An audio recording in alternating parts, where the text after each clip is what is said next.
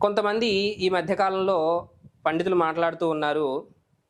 నవగ్రహాల్లో ప్రదక్షిణ చేసిన తర్వాత కాళ్ళు కడుక్కోవాల్సిందే. కాళ్ళు కడుక్కోకపోతే ఇబ్బందులొస్తాయి. గతంలో శివాలయంలో మాత్రమే నవగ్రహ దేవతలు ఉండేవి. అలా ఉన్నటువంటి శివాలయానికి వెళ్ళి ఇంటికి వచ్చిన తర్వాత కాళ్ళు కడుక్కొని ఇంట్లోకి రావాలి. ఇవన్నీ మాట్లాడుతూ ఉన్నారు. ఇవి చాలా వినటానికి చాలా ఇబ్బందికరంగా ఉన్నటువంటి మాటలు. కడుక్కోవాల్సిన అవసరం లేదండి. కానీ ఎందుకు కడగమని చెప్పారు కొంతమంది అంటే దానికి కొంత సమాధానం ఇవ్వాలి మీకు.